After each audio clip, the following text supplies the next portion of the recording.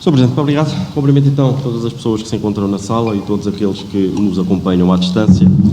E em jeito de balanço do meio de mandato e também como forma de resposta às tentativas de descredibilização da minha pessoa e do movimento alternativo com que o Sr. Presidente tem realizado nas últimas reuniões de Câmara, permitam-me que hoje comece assim. É preciso mudar para que tudo fique na mesma.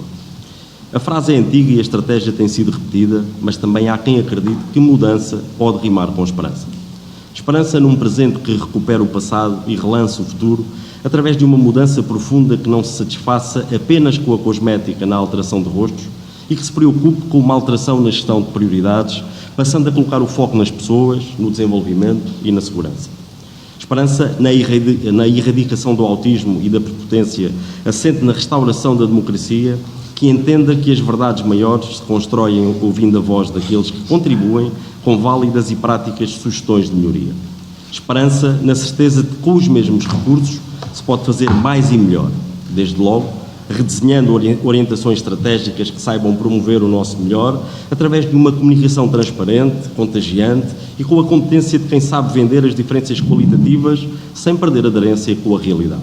Esperança no estímulo a uma política criativa que reforce esse melhor ou mesmo que o faça despontar, aquele que talvez hoje se esconda envergonhado por trás do enorme potencial que já existe. Esperança num novo ciclo, com outra motivação e, essencialmente, com outra atitude que diminua distâncias e elimina as barreiras inimigas do progresso real, que está longe, demasiado longe, do progresso virtual, várias vezes anunciado. Esperança que o forte, inteligente e gentil tenham de facto esse conteúdo e que não sejam apenas fruto de um discurso de circunstância e que rapidamente se transformem em palavras vãs e estéreis. Esperança, mesmo que ela nasça da oportunidade criada pela incredulidade de constatar que quem não desenvolveu a região irá passar a ter a responsabilidade de desenvolver as regiões e, por isso, por cá ficarmos ainda mais reféns do que se vai decidir por lá. Esperança, apesar de tudo, na redinamização de um projeto que passa a ter a liberdade para se reinventar e para passar a estar ao serviço de uma comunidade, o que terá sempre mais impacto do que um projeto que apenas sirva apenas grupos de interesse, sejam eles quais forem. Esperança que nasce da mudança e que acredita que era preciso mudar para que nada continuasse a ficar na mesma. Escrevi este texto em fevereiro de 2019, poucos dias depois de o senhor tomar posse como Presidente da Câmara de Abrantes. Sim, escrevi, porque os abrantinos conhecem-me e sabem que eu escrevo, que penso e que falo. Este texto é a prova de que por esses dias eu era um daqueles que queria acreditar que mudança rimava com esperança. Dei-lhe o benefício da dúvida, apesar das vozes que me diziam que o senhor não era quem eu julgava que fosse. Infelizmente, para todos nós e para Abrantes, o tempo tem vindo a dar razão a essas vozes e à semelhança de muitos daqueles que têm conversado comigo nas últimas semanas, quando me vou cruzando com eles e com elas nas várias freguesias do nosso concelho, concluo também que para eles e para elas a sua liderança política está a ser uma desilusão. Admito que haja entre nós uma decalagem política a seu favor, mas como ambos sabemos, experiência nem sempre rima com competência. Já em relação à liderança, não tenho qualquer receio em pedir-lhe messas. A vantagem do presente é o facto de também termos passado, e nesta matéria, permita-me a falta de modéstia, o meu fala por mim. Sensivelmente a meio do mandato autárquico, aquilo que vou observando diz-me que isto não vai lá com meia bola e força. É preciso saber pensar, saber planear, saber medir, saber supervisionar, mas também é preciso saber corrigir. Para tudo isto, é fundamental saber ouvir, colocando o foco nas pessoas para saber delegar, gerindo com envolvimento e partilha, porque um líder sabe que o coletivo é imensamente mais importante que o individual. E quando me refiro ao coletivo, refiro-me ao todo, e não apenas a parte desse todo. Alguém que se afirma democrata e especialista em generalidades mostra que começa a dominar a teoria, mas as suas atitudes, nas tentativas de demonstração de poder, provam que ainda está longe de dominar a prática.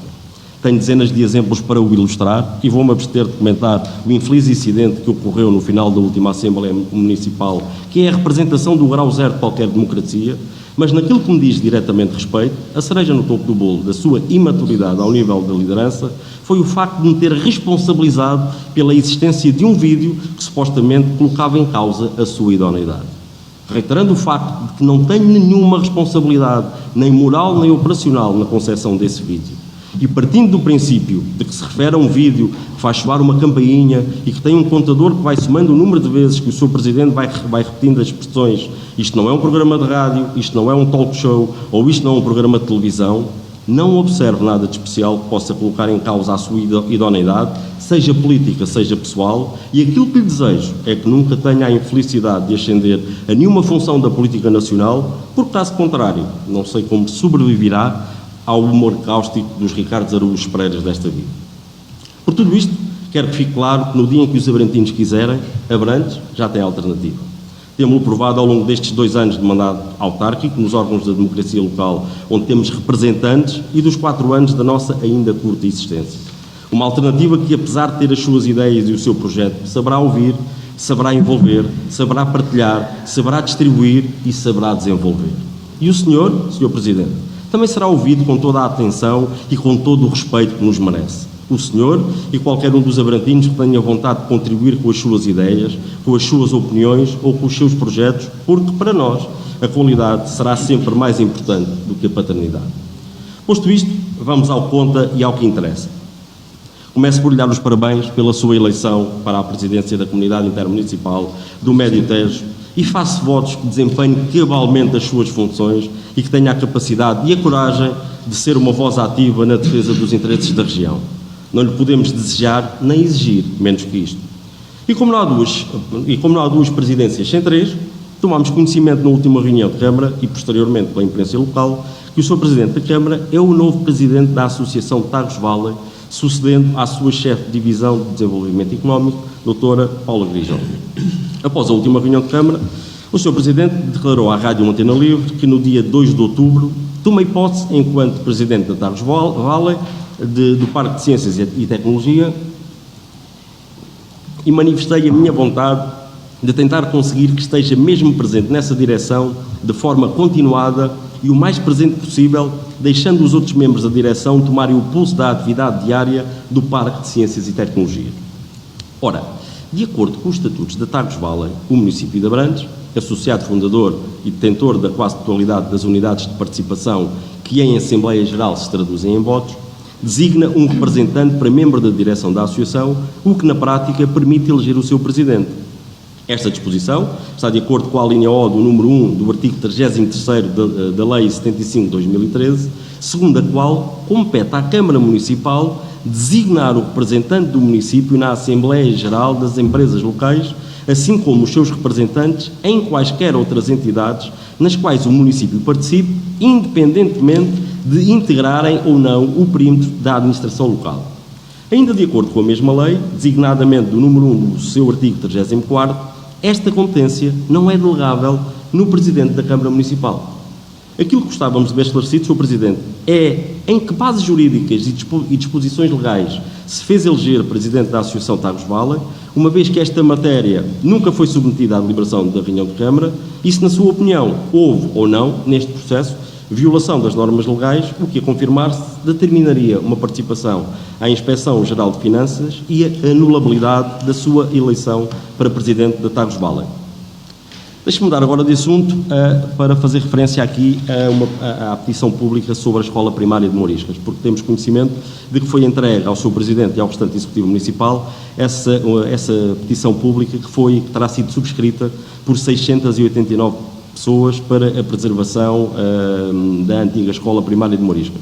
Aquilo que gostava de perguntar ao Sr. Presidente era se pode confirmar-nos a recepção desta petição e informar-nos em que estado está ou se houve alguma evolução neste assunto.